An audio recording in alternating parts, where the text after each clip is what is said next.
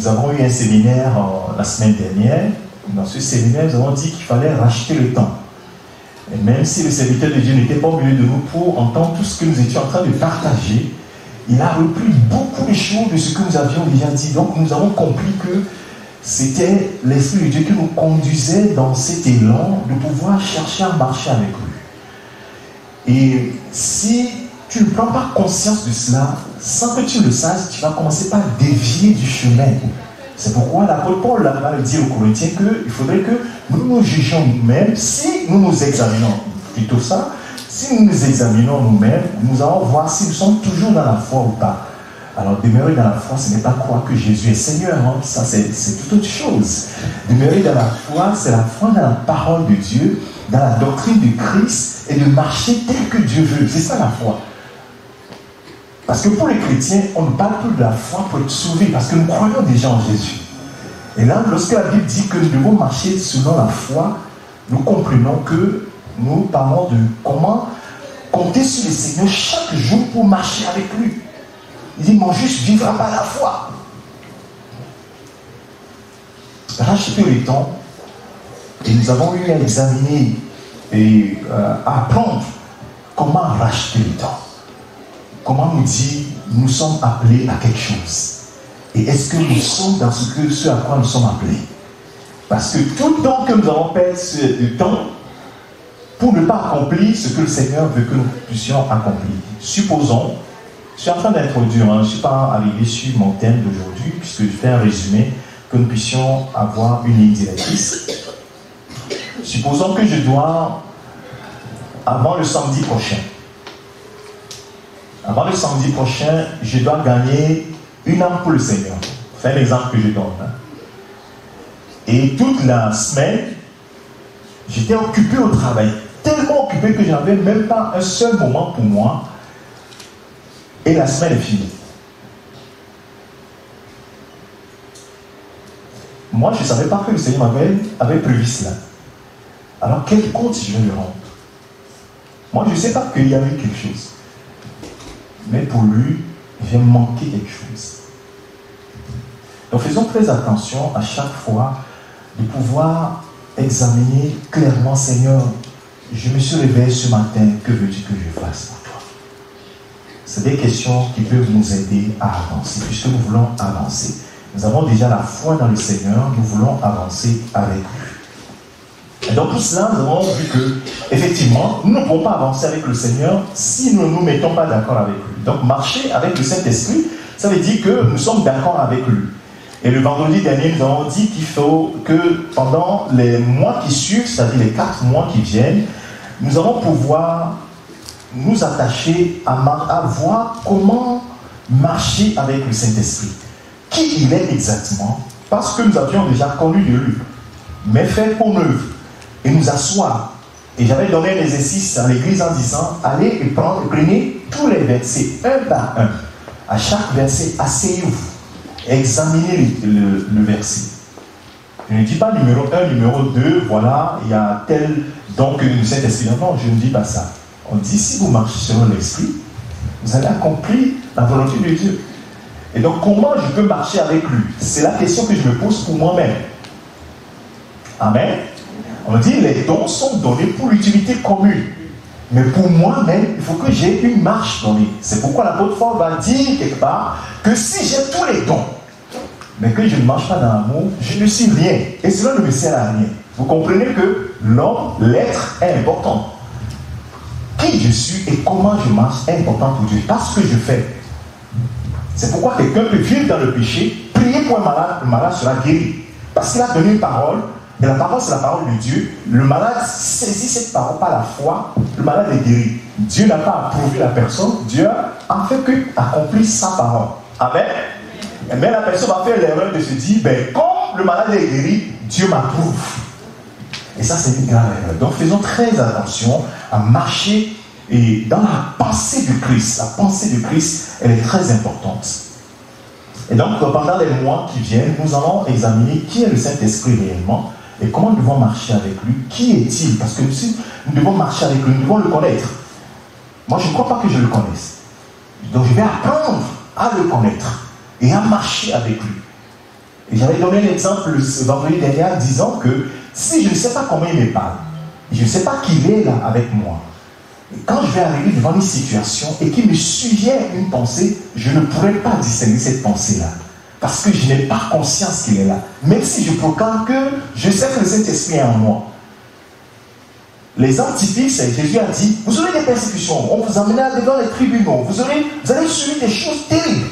Mais ne vous inquiétez pas quand on vous emmènera devant les tribunaux de ce que vous allez dire. Pourquoi? Parce que celui qui est le Paraclite, celui qui est appelé à être avec vous, sera là toujours pour vous donner les bonnes phrases, les bonnes paroles. Mais alors, si je ne sais pas comment il me parle, je ne sais pas qu'il est là, je ne me suis pas mis d'accord avec lui avant de commencer le chemin, alors comment pourrais-je accepter ces suggestions? Parfois, ces suggestions sont dénuées de tout entendement, de tout sens. C'est des suggestions qui ne sont pas sensées selon le monde. Vous voyez? Donc je m'entends avec lui parce que je le connais et je marche avec lui. Je sais qu'il est là. C'est ça qui crée la paix en moi. Amen. Je sais que je n'ai pas peur, j'ai la paix. Devant toute situation, il me donnera une parole. Que le Seigneur nous bénisse. Alors avant de bâtir, parce que c'est une façon de construire, nous sommes déjà des chrétiens, les gens ont fait déjà 20 ans, 30 ans, 40 ans en Christ. Peu importe hein, l'année que tu as fait en Christ. Certains ont peut-être 1 mois, 2 mois en Christ. Peu importe. La seule chose, c'est comment tu marches avec lui. Comment tu marches avec lui. Et ce matin, nous allons voir un thème qui n'est pas ce que je viens de dire. C'est juste pour nous rappeler les bienfaits de notre justification en tant que croyant. Cela nous permet d'avoir l'assurance en fait. Généralement, nous pensons que Dieu raisonne comme nous raisonnons. Non, il a des bases et sur ces bases, nous pouvons construire. Et ces bases-là doivent être maîtrisées par chaque chrétien. Je suis justifié par la foi. Quels sont les bénéfices que j'ai de l'œuvre de la croix, de la résurrection de Christ? Quels sont les bénéfices? Et là, quand j'ai ces bénéfices-là, cela me permet de pouvoir avancer avec lui pas à pas. Il ne faut pas se presser. Avec Dieu, on ne se presse pas. Parce que tu vas croire que tu le connais. Et là, quelques temps plus tard, tu vas te rendre compte que tu t'es trompé. Nous allons examiner Romains chapitre 5. Je vais lire du verset 1 au verset 11, si on peut nous l'afficher. Le thème de ma parole, de mon exhortation ce matin, exhortation, enseignement en même temps, prédication, peu importe ce que cela est pour vous, l'essentiel, c'est que vous puissiez saisir la pensée qui est derrière le message que le Seigneur veut bien nous donner ce matin. Les bienfaits de la justification dans la vie du croyant, le bienfait de la justification dans la vie du croyant, c'est mieux comme cela. Alors, Romains chapitre 5, verset 1 au verset 11, le texte est long. Si nous n'arrivons pas à terminer ce matin, ce n'est pas grave, nous prendrons quelques points. Il y en a 7, donc on peut mettre les 7 bienfaits dans ce texte que je viens de citer. Il y en a plusieurs, mais je vais souligner 7 bienfaits. Si on n'arrive pas à les terminer, on finira la semaine prochaine. Romains chapitre 5, verset 1. Étant donc justifié par la foi, il s'agit que c'est un acquis. Étant donc justifié par la foi, nous avons la paix avec Dieu. Par notre Seigneur Jésus-Christ, à qui nous devons d'avoir eu par la foi accès à cette grâce, dans laquelle nous demeurons fermes, et nous nous glorifions dans l'espérance de la gloire de Dieu. Verset 3, bien plus. Nous nous glorifions même des afflictions, sachant que l'affliction produit la persévérance. Et la persévérance, la victoire dans l'épreuve. Et cette victoire, l'espérance. Or, l'espérance ne trompe point. Parce que l'amour de Dieu est répandu dans nos cœurs par le Saint-Esprit qui nous a été donné. Car lorsque nous étions encore sans force, Christ, au temps marqué, est mort pour des impies. À peine mourrait-on pour un juste. Quelqu'un peut-être mourrait pour un homme de bien. Mais Dieu prouve son amour envers nous en ce que lorsque nous étions encore des pécheurs, Christ est mort pour nous. À plus forte raison donc, maintenant que nous sommes justifiés par son sang, serons-nous sauvés par par lui de la colère. Car si, lorsque nous étions ennemis, nous avons été réconciliés avec Dieu par la mort de son Fils, à plus forte raison, étant réconciliés, serons-nous sauvés par sa vie. Et non seulement cela, mais encore, nous nous glorifions en Dieu par notre Seigneur Jésus-Christ, par qui maintenant nous avons obtenu la réconciliation. Amen. C'est un texte un peu long, un passage long, qui est très riche. Nous allons essayer de prendre quelques points. Je vais en souligner 7 sur les bénéfices que nous avons à être en Christ. Bien aimé, pour pouvoir avancer avec lui, il faut savoir qui on est. Qu'est-ce qu'on a comme bénéfice, comme héritage? Cela nous permet de voir les choses autrement. Plusieurs fois, nous avons eu à dire ici que le regard, même déjà ce matin, le regard soit tourné vers Christ. Mais c'est des paroles théoriques encore. Quand nous sommes face à certaines situations. Donc c'est bien que nous puissions revenir sur notre acquis, bien maîtriser ces acquis pour pouvoir nous lancer sur des défis qui certainement vont nous poser des problèmes en chemin si nous ne faisons pas attention. Alors la justification. Paul va commencer. Je vais prendre les choses un par un. C'est comme une méditation, nous allons les prendre un par un et puis avancer. Paul va commencer. Il dit, tu es justifié par la foi. C'est-à-dire que par la foi que tu as en Christ, Dieu il te regarde parce que tu as cru à l'œuvre de la croix. Dieu te regarde et dit que tu es juste. Mais tu n'as rien fait pour mériter cela. Il dit que tu es juste. Et que tes péchés, nous avons vu cela dans Colossiens, la Bible dit que Christ à la croix a pris l'acte et les ordonnances qui nous condamnaient. Et il a cloué à la croix. Il a effacé. Waouh! Il y avait des lignes. Si le greffier passe là devant le juge, alors là, certainement, ma sentence est claire, la mort. Parce que j'ai péché. Est-ce qu'on peut régler le micro, je dis, s'il te plaît? Régler le micro, s'il te plaît. Et donc, si il n'y a pas quelqu'un qui vienne prendre ma place, certainement je mourrai. Et Christ vient, il prend ma place, et donc l'acte et les ordonnances qui me condamnaient, qui subsistaient contre moi, alors il a effacé en le clouant la croix. Alors un greffier qui vient, qui dit, ok, apportez l'acte qui condamne telle personne, Michael, on prend l'acte est vierge. Et le juge dit, tu es juste, parce que tu as eu la foi en Jésus-Christ, parce que tu as cru en Jésus-Christ, parce que tu t'es identifié à Jésus-Christ dans sa mort et dans sa résurrection. Tu n'as rien fait pour faire ça, c'est Dieu même qui a trouvé ce chemin-là. Amen. Donc il ne faut pas aller dire que je vais faire des choses pour pouvoir être juste devant Dieu. Tu perds ton temps. Amen. C'est parce qu'on est juste qu'on marche devant Dieu. Donc, si tu vas faire des œuvres pour pouvoir être bien devant ton Dieu, tu perds ton temps. Ce n'est pas ça la parole. Il y a des subtilités, hein, attention. Et donc, l'apôtre Paul commence par cette base-là. Étant donc justifié par la foi, parce qu'il avait, dans les chapitres précédents, les versets précédents, il avait déjà expliqué cela, un résumé que je t'ai fait. Étant donc justifié par la foi, nous avons la paix avec Dieu. Est-ce que tu sais que tu as la paix avec Dieu? Première bénédiction, premier bienfait de l'œuvre de la justification. Quand tu te réveilles, quand tu marches, est-ce que tu sais que tu as la paix avec Dieu?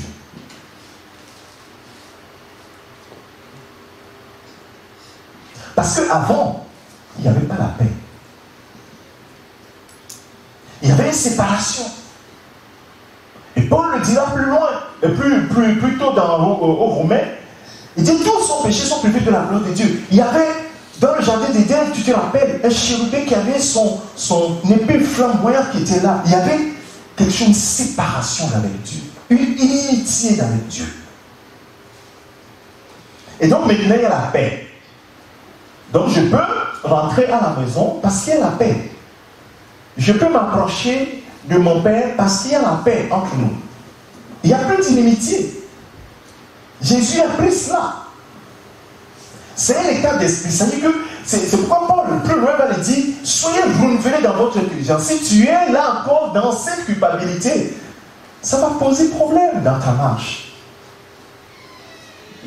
Ça va poser problème dans ta foi avec lui. Nous avons la paix avec Dieu par notre Seigneur Jésus-Christ. Ce n'est pas sans notre Seigneur Jésus-Christ. Donc, les gens qui disent, oui, tu peux accéder à Dieu par n'importe toutes sortes de chemins, même sans Jésus, vous comprenez que c'est faux. Ce n'est pas Jésus-Christ que nous avons maintenant la paix avec Dieu. D'ailleurs, l'apôtre Paul dira que nous avons été réconciliés avec lui. Nous sommes réconciliés. D'ailleurs, c'est le dernier verset, verset 11. Il y a le mur qui séparait l'homme d'avec Dieu. Jésus est venu casser ce mur-là. Avec quiconque croit en Jésus-Christ, a Jésus pour Seigneur, a accès direct au Père. Par l'intermédiaire justement de Jésus qui a fait l'œuvre. Il n'y a pas d'autres intermédiaires possibles. Amen. Je vais posément. Nous avons la paix avec Dieu. Donc j'ai la paix avec Dieu. Quand je rentre chez mon Père, c'est mon Père. La Bible dit que quand Jésus est sorti des eaux de baptême, le ciel s'est ouvert, il y a une voix qui s'est fait entendre en disant, celui-ci est mon fils bien-aimé, en qui j'ai mis toute mon affection. Mon fils bien-aimé. Donc tu comprends que parce que tu es juste devant Dieu, parce que tu as la paix avec Dieu, tu rentres dans un privilège qu'un fils peut avoir auprès de son père. Amen. Tu rentres dans un privilège. Et donc le père peut t'étendre comme le fils prodigue qui est revenu à la maison, t'étendre quoi? L'anneau. Te mettre un nouveau vêtement, de nouvelles chaussures.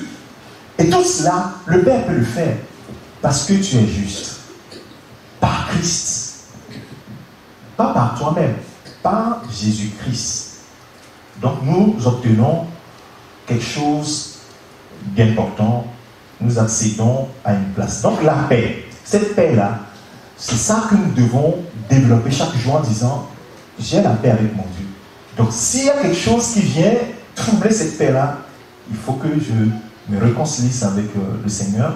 C'est pourquoi il dit, soyez réconciliés avec Dieu. Donc à chaque fois, et Jean va le dire dans son épître, il m'a dit que si nous avons péché, nous avons un avocat auprès du Père qui est là.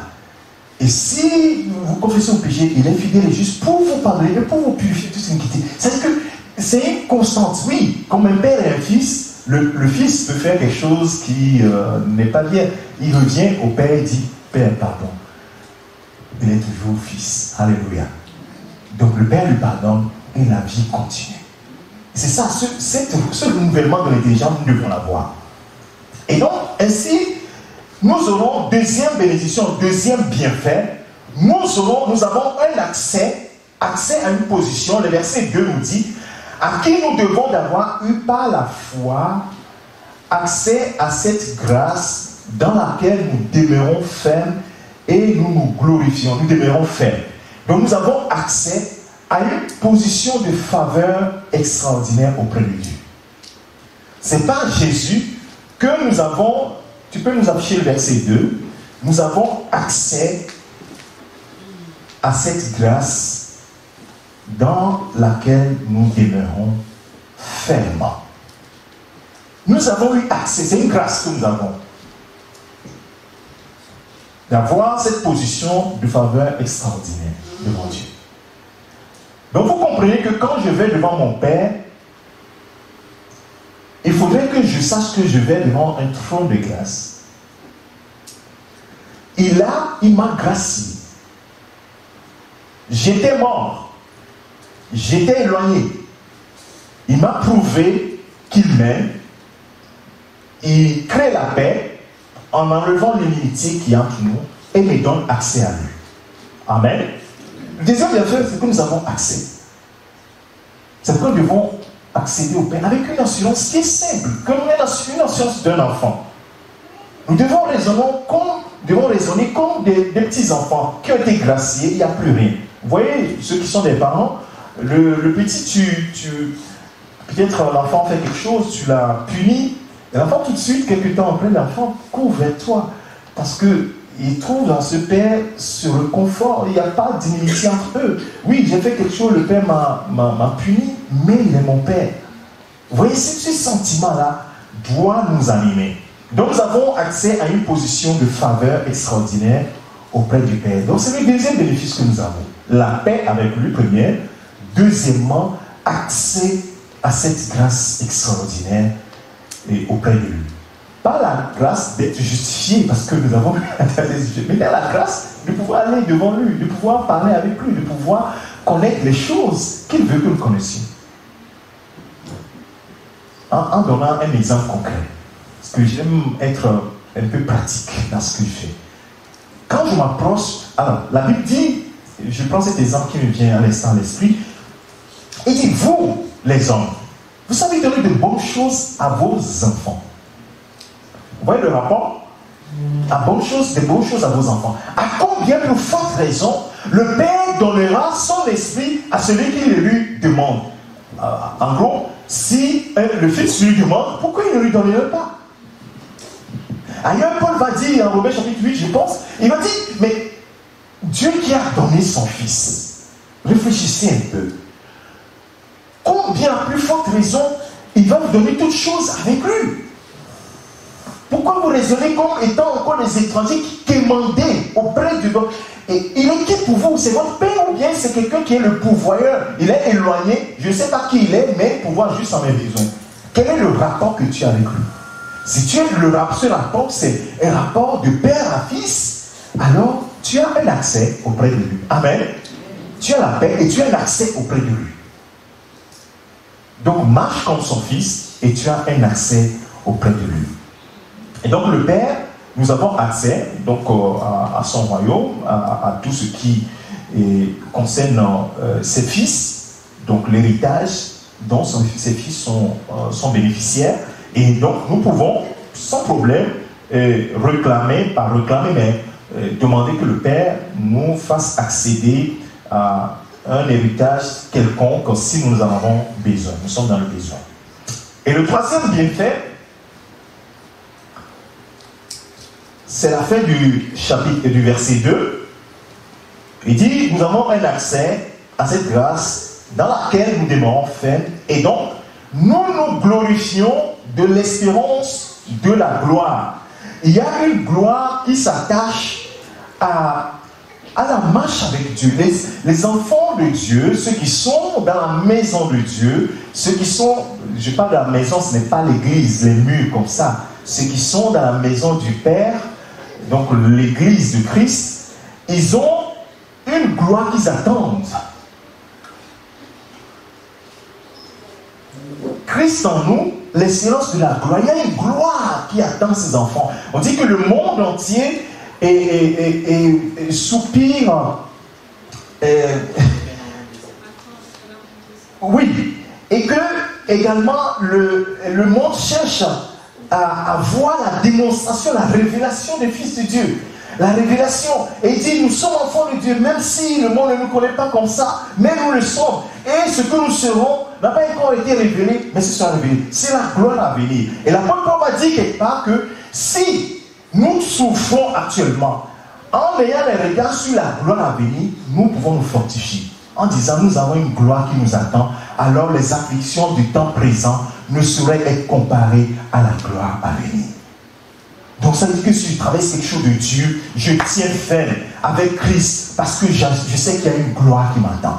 Donc j'attends, il y a une gloire qui m'attend et c'est un bénéfice que j'ai de la justification. C'est parce que je suis justifié que je peux attendre cette gloire-là. Quelqu'un qui n'est pas en Christ ne peut pas attendre de Dieu cette gloire. Et donc cette gloire nous permet de persévérer. Parce que dans ce monde, le Seigneur Jésus-Christ va dire à ses disciples, vous aurez de la tribulation dans ce monde. Nous voyons notre frère Isaac et sa famille qui sont éplorés, qui travaillent des choses dures. Il a perdu sa maman. C'est une tribulation. La foi est brûlée. Oh, j'ai prié quand même. C'est des choses, des tribulations de toutes sortes. D'autres qui peuvent être persécutés dans leur famille, dans leur foyer, des difficultés avec l'épouse ou l'époux, des choses difficiles. Mais Jésus dit quoi? Vous aurez, il nous a prévenus. Est-ce que tu le sais? Il nous a prévenus. Il dit, vous aurez de la tribulation. Mais gardez courage. Alors si tu n'as pas une gloire devant, comment tu peux tenir?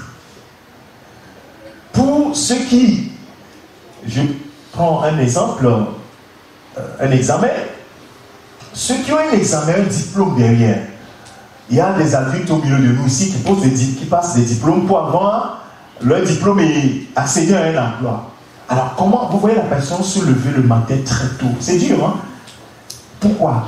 Parce que la personne voit derrière cet accès, c'est-à-dire que le diplôme qu'il va recevoir, et il prend courage, il se fortifie en lui-même. Il dit, je ne vais pas baisser les bras. C'est pareil en Christ. Si tu n'as pas quelque chose devant, je t'assure que tu vas démissionner. Le chemin est étroit et périlleux. Le chemin est difficile. Le chemin est solitaire. Nous sommes nombreux, mais le chemin est très solitaire. Il faut le savoir. Donc si tu n'es pas préparé, peut-être l'évangile que nous avons reçu au début, oui, tout est bon en Christ, quand je viens, tout est... Hey, le chemin est solitaire, difficile. Il y a des choses que nous devons abandonner. Notre sac qui est bien chargé doit abandonner des choses pour être encore plus léger, plus léger. Plus nous avons le sac rempli, plus les tribulations seront énormes. Il faut vous préparer. Il y a un commentateur qui a dit, quand je lisais là-dessus, il dit, en fait, en Christ, Dieu ne s'étonne pas des difficultés que nous traversons. Parce que ces difficultés, lui, le regard qu'il a sur les difficultés, c'est pour nous amener plus loin. Ces difficultés nous apprennent quelque chose. Et là, vous allez voir que l'apôtre Paul, dans la 4e bénédiction, il va le dire. Et puis, je vais développer tout à l'heure. Il dit, bien plus, verset 3, bien plus, nous nous glorifions même des afflictions. Même des afflictions. Comment on peut se glorifier, frère? Dis-moi, comment on peut se glorifier des choses difficiles qu'on traverse, des afflictions? Ça, c'est Paul qui l'a dit. Quand tu vas dans l'épître de Jacques, tu vas lire la même chose. Vous voyez, c'est des gens qui ont quoi? La pensée de Christ, frère. Et depuis cet temps, je suis en train de l'enseigner, de le dire. Ce n'est pas, venir à l'église, ça, ce n'est pas un problème. Croire à Christ, ce n'est pas difficile. Tout le monde peut le faire. Mais marcher dans la pensée de Christ, ça, c'est difficile. Il faut le chercher, il faut le trouver, il faut marcher dans la pensée. Et cette pensée, ce n'est pas la pensée commune. L'apôtre Jacques, c'est pas l'apôtre Jacques, c'est Jacques, il a dit dans son épître, frère, trouvez comme un sujet de joie parfait. Tu peux nous l'afficher, Jacques chapitre 1, verset 2, verset 3. Trouvez comme un sujet de joie parfaite toutes les épreuves auxquelles vous pouvez être affrontés. Bien-aimé, comment on peut trouver comme un sujet de joie les difficultés, les choses terribles dans lesquelles on peut se trouver? Dis-moi. Si on n'a pas la pensée de Christ, si on n'a pas la pensée de Christ, on démissionne. Et quand on démissionne, on sort de la pensée de Dieu. Pour que Moïse puisse être le conducteur du peuple, il a fui. Même s'il a fait une erreur, peu importe, Dieu a permis. 40 ans dans le désert, il a sué les pieds pour derrière les bêtes. 40 ans. Jusqu'à ce que le Seigneur vienne dire, bon, maintenant tu es prêt. Allez, va. Il prend son peuple. Il dit, mes frères, je lis d'abord ça. Trouvez, regardez. Il dit, regardez, ça veut dire que ce n'est pas naturel. Il faut que tu aies un regard neuf. Soyez renouvelés dans votre intelligence. Un regard neuf. Regardez comme un sujet de joie complète les diverses épreuves auxquelles vous pouvez être exposés. Pourquoi? Parce qu'il y a un pourquoi. Et c'est ça, quand tu découvres cela, ça te donne la paix et ça te permet d'avancer. Il ne faut jamais rester en Christ avec des questionnements, frère. Il faut toujours se dire, Seigneur, donne-moi la réponse. C'est ça qui nous fait avancer. Parce qu'il y a une pensée derrière. Et la pensée, c'est quoi? La suite. Il dit parce que l'épreuve de votre foi, la suite, verset 3, Car l'épreuve de votre foi produit la patience. Il veut produire en moi la patience. Donc frère, je t'annonce que si tu es impatient, attends-toi. Seigneur, si tu sais me faire des choses avec toi, tu ne peux pas utiliser ton impatience. Tu es obligé de passer par l'épreuve. Ça, tu ne peux pas échapper. La Bible est très cohérente. Hein? Tu peux justifier comme tu veux. Tu peux trouver les moyens comme tu veux. On ne saute pas les étapes avec Dieu. Tu ne peux pas sauter les étapes. Sachant que l'épreuve de votre foi va produire une chose. Et tu as besoin de ça. Dieu a besoin de cette chose-là. La patience. On dit Moïse, c'est l'homme le plus patient sur la terre. Waouh! Quand il était en Égypte, c'est l'homme le plus patient. Il était patient en Égypte. D'où vient que Moïse est devenu l'homme le plus patient? Bien aimé, Dieu nous aime. C'est pourquoi les bases des bienfaits dans une situation nous permettent de ne pas juger Dieu. De toujours voir le bon côté, dire, oh Seigneur, si tu permets, c'est que tu as quelque chose à faire. Tu veux m'amener quelque part. Tu veux me faire comprendre quelque chose. C'est comme ça qu'il faut que nous puissions commencer par raisonner avec Dieu. Parce qu'il produit la patience. Mais il faut que la patience accomplisse parfaitement son œuvre, le verset 4, afin que l'homme de Dieu soit... Tu peux nous afficher, parce que si je cite, on va nous afficher le nom. Mais il faut que la patience accomplisse parfaitement son œuvre, afin que vous soyez parfaits et accomplis sans rien faillir. Bien aimé, c'est l'aboutissement. Donc vous voyez un père qui dit à son fils, assois-toi et étudie. Il ferme la porte, étudie. Qu'est-ce qu'il voit? Il voit mon fils en étant persévérant dans les études, il va devenir ce qu'il souhaite être. Oh, je souhaite être tel. Oui, c'est bon mon fils, mais alors il faut travailler. Il faut passer les épreuves avec succès. En ce moment, tu auras accès à cela. Amen. Et moi et mon frère, on a souvent l'habitude de dire, parce que notre père, à l'époque, chaque fois qu'il rentre à la maison, il faut qu'il te voie avec le cahier, en train d'étudier. C'est devenu notre bête noire. Et donc, on le guette. Quand on joue au ballon, on guette. Il y a quelqu'un qui guette le chemin. Quand on voit la voiture arriver là, tout le monde court et puis on tient le cahier comme ça. Et puis on transpire. Puisqu'on a couru, on a fait le foot. Donc, comment tu peux étudier? Tu transpires comme ça.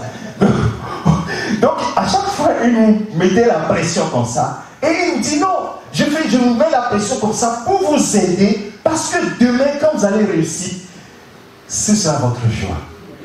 Et aujourd'hui, on se dit, oh merci Seigneur, de ce que tu nous as donné, Père, qui nous a permis de pouvoir étudier. Peut-être que si nous avions laissé les livres, chacun va prendre son chemin, et peut-être que nous ne serions pas là où aujourd'hui le Seigneur a permis que nous soyons. Amen. Donc il y a toujours, le Père, c'est avec amour qu'il le fait. Il ne le fait pas pour nous martyriser. Dieu n'est pas notre, c'est pas un bourreau pour nous tuer. Quelqu'un qui t'a déjà délivré, il a fait quelque chose de suprême. C'est-à-dire, il a livré son fils pour toi.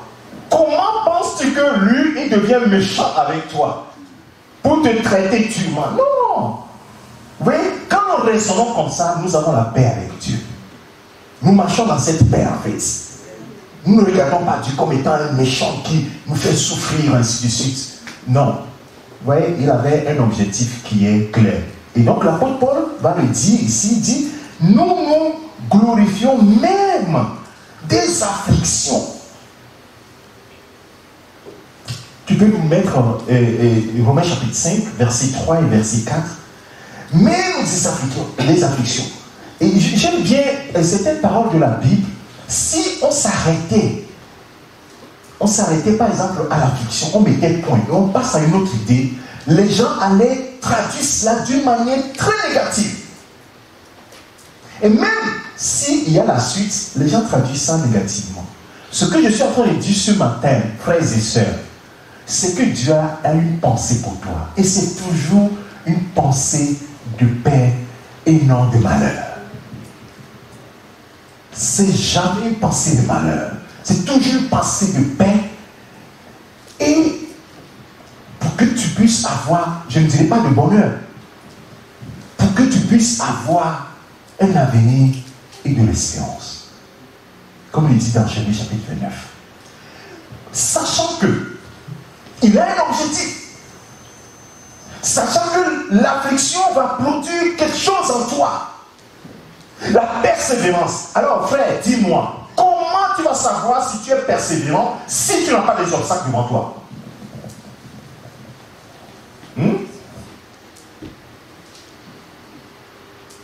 Il faut que tu aies des vents contraires pour savoir que tu es persévérant. Si tu as des vents qui vont dans le même sens, et tu dis, oh, moi je suis persévérant. Oh, vous me voyez, je suis très persévérant.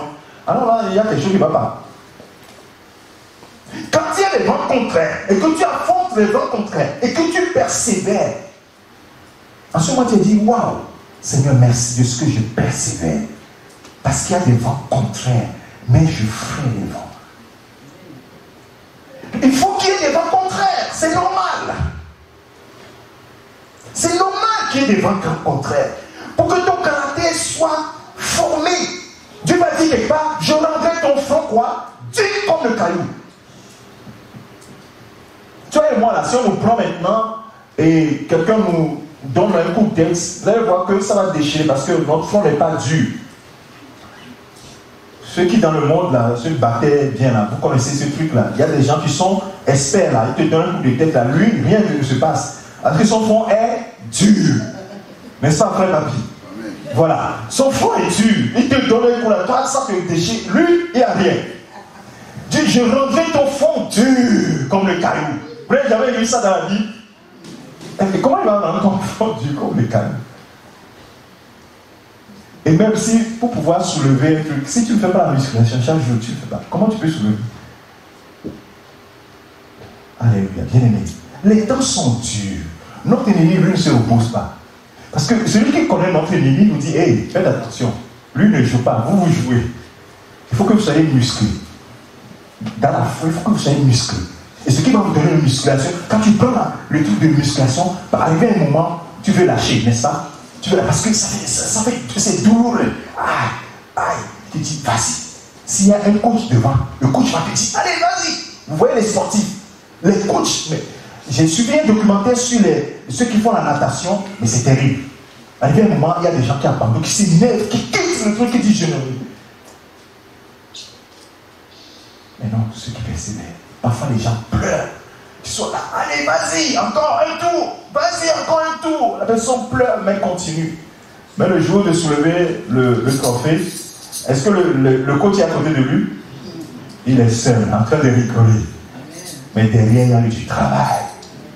Il y avait du travail. Bien aimé. Et c'est ce travail que le Seigneur... Donc, ce travail n'est pas quand le Seigneur permet. Je dis bien permet. Parce que ça aussi, c'est une doctrine. Oui, Dieu nous a mis des afflictions pour nous... Non, ce que je suis en train de dire, comprenez bien. Comprenez bien. Même si c'est un mal que Satan a pensé, Dieu va le tourner en bien pour nous. Il va le tourner en bien. Parce qu'il nous aime. Parce que nous avons la paix avec lui. Nous n'avons pas de problème avec lui. Parce que nous avons accès à cette grâce. Lui, il a une seule chose, c'est que nous soyons persévérants jusqu'au bout. Parce que nous sommes dans une course. Frère, est-ce que tu sais que tu es dans une course? Et dans cette course-là, ce n'est pas ceux qui s'arrêtent en chemin qui ont comment ça s'appelle, la médaille. Dans une course, c'est ceux qui arrivent au bout, n'est-ce pas? Vous avez déjà vu des vidéos circuler, des gens qui sont tombés à quelques mètres de la ligne d'arrivée et qui font tout. Même les gens ont marché sur les genoux jusqu'à traverser la ligne. Personne n'était là pour les aider. On a vu ces personnes aller jusqu'au bout. Frère, c'est ce que le Seigneur veut de toi et moi. Alléluia. Amen. Alléluia. Amen. Il veut que nous persévérions. Parce que les temps vont aller en se durcissant. Il y aura des moments qui vont arriver où nous ne pourrons même pas nous rassembler dans une salle comme celle-ci. D'ailleurs, dans certains pays, ce n'est pas possible même. Il faut avoir une persévérance. Il faut avoir une foi solide pour tenir en Christ. Même tu es menacé de renoncer à Christ. Frères et sœurs, c'est pourquoi il ne faut pas être prétentieux. Quand tu es dans la liberté, tu dis, oh, moi, ceci, on te met un couteau là sur la gorge. Je dis, renonce à Christ ou bien tu meurs. C'est le jour là où on va voir si tu as vraiment la foi en Christ ou pas. C'est pourquoi quand nous marchons, soyons humbles dans tout ce que nous sommes en train de faire. Et soyons très humbles. Soyons très humbles. L'affliction, sachant que l'affliction va produire quoi? La persévérance. Et la persévérance, quoi? La victoire dans l'épreuve. Et cette victoire, l'espérance. Alléluia. Alors, si tu abandonnes, il n'y aura pas de victoire. Si tu abandonnes, il n'y aura plus d'espérance. Tu vas perdre espoir. Alors que l'espérance, l'espérance est liée à la foi. Oh, j'ai la foi, mais je n'ai plus l'espérance. Mais tu n'as pas la foi. Tu as perdu la foi. La foi et l'espérance marchent de pair. Parce qu'on a la foi, on espère. La foi est une affirmation des choses qu'on espère et la démonstration, celle qu'on ne voit pas. La démonstration, c'est celle qu'on ne voit pas. Et donc nous nous glorifions même dans les afflictions. Les afflictions, nous pouvons nous glorifier. Oh, c'est comme l'apôtre Paul dit, même je porte en moi les marques de Jésus. Ces marques, c'est quoi? C'est les coups dans sa main. C'est doux, comment ça on dit? Est-ce que c'est doux de mettre le coude dans la main? Alors, son dos était complètement méconnaissable. Est-ce que c'est dans la joie? Non. L'apôtre Paul dit, je porte les marques de Jésus. Dans la douleur. Mais toujours dans la persévérance. Parce que j'ai une gloire qui m'attend.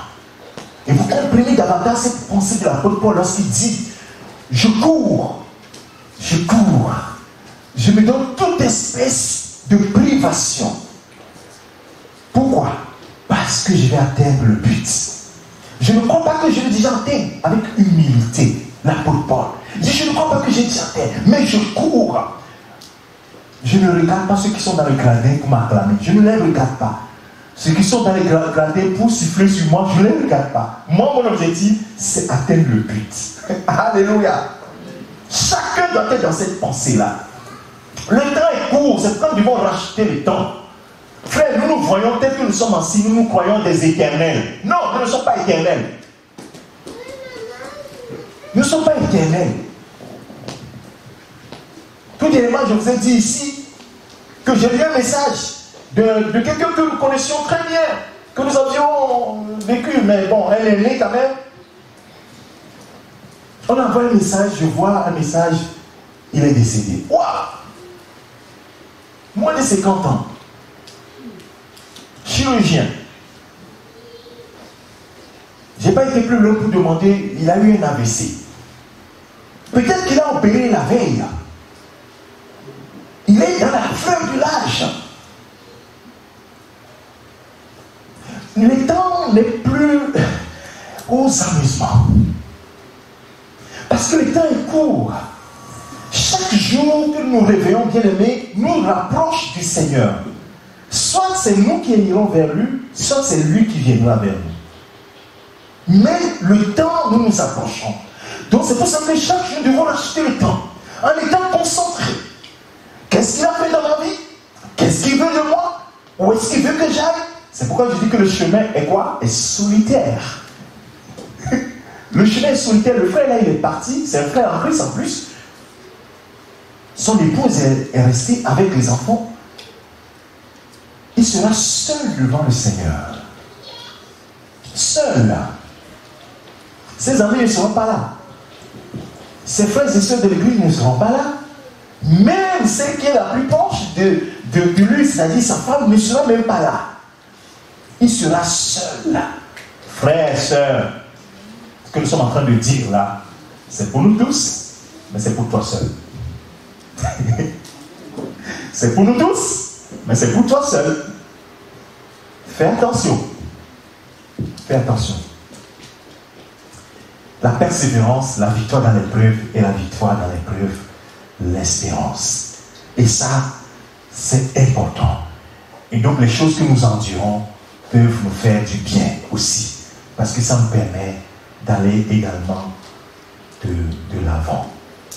Verset 5 va nous dire quelque chose. Nous continuons le verset. On dit, oh l'espérance ne trompe point car l'amour de Dieu est répandu dans nos cœurs par le Saint-Esprit qui nous a été donné. Ça également c'est un thème que nous allons parler du Saint-Esprit et nous aborderons ce thème quand nous serons dans cet enseignement pendant les mois qui viennent. Il dit, Et le verset 6, regardez cette grâce que nous partageons. Il dit, car lorsque nous étions encore sans force, Christ autant marqué est mort pour nous, pour les impies. Donc tout cela, et c'est pour ça que quand moi j'adore le Seigneur, je pleure beaucoup, les gens se disent, monsieur, là il est très émotif. Non, ça n'a rien à voir avec nous. À chaque fois, il m'amène vers la croix. Je ne sais pas pourquoi, mais à chaque fois, il dit, ce que j'ai fait pour toi, et là, je me fonds tout de suite. Je me fais petit tout de suite. Je dis, waouh, il est mort. Lorsque j'étais sans force, sans Christ, autant marqué, est mort pour des impies. C'est-à-dire que les gens qui ne sont pas bons, je n'étais pas bon quand Christ est mort pour moi. Et maintenant que je suis son fils, alors pourquoi il ne sera pas bon avec moi? Dites-moi. Quand je n'étais pas bon, sa grâce m'a touché et m'a ramené à lui. Maintenant que je suis son fils, alors dites-moi pourquoi tu n'es pas bon avec moi. C'est pourquoi il dit, même nous les hommes, nous voudrions bien mourir pour quelqu'un. Et il dit, même si on veut mourir, c'est pour quelqu'un de bien. Pas que surtout, le voleur là, non, je ne vais pas mourir pour lui, le voleur. Mais Christ, c'est ce qu'il a fait pour toi et moi. Il est mort pour les voleurs, pour les menteurs, pour les gens qui ne méritent même pas. Bien-aimés, c'est pour cela que nous devons avoir les yeux sur lui. Il est mort pour nous, pour que nous puissions accéder à des grâces extraordinaires. Le cinquième point, nous verrons ça la semaine prochaine. Dieu nous prouve son amour. À peine mourrait-on pour un juste. Quelqu'un peut-être mourrait pour un homme de bien, mais Dieu prouve son amour envers nous, en ce que lorsque nous étions encore des pécheurs, Christ est mort pour nous. Je vais te laisser sur ce verset-là. Fais que tu réfléchisses. Quand tu étais mauvais, Christ est mort pour toi. Maintenant que tu as accepté la réconciliation, que tu es en Christ, alors, vois les choses autrement. Même les choses que tu traverses, vois-les autrement. Je dis le Romains chapitre 8, verset 8 est très difficile pour les chrétiens. Très, très difficile. Et même insupportable. Il y a des gens qui ne veulent même pas l'écouter.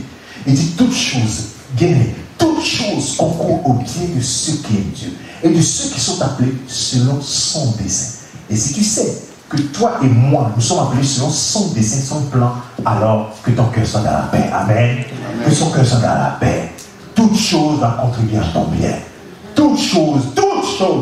Ce n'est pas c'était toutes choses contribueront à ton bien. Ça, j'en suis certain. Parce que lui, il a un plan. Et ce plan-là, c'est toujours un plan de paix, jamais de plan de malheur. Jamais. Il dit, si un complot, ça ne viendra pas de moi. Jamais. Si un complot contre toi, ça ne viendra pas de moi. Certainement pas. Parce que moi, je veux que tu avances. Parce que tu es utile pour moi. Que le Seigneur bénisse ses paroles dans vos cœurs. Nous allons nous lever tous ensemble, nous allons prier.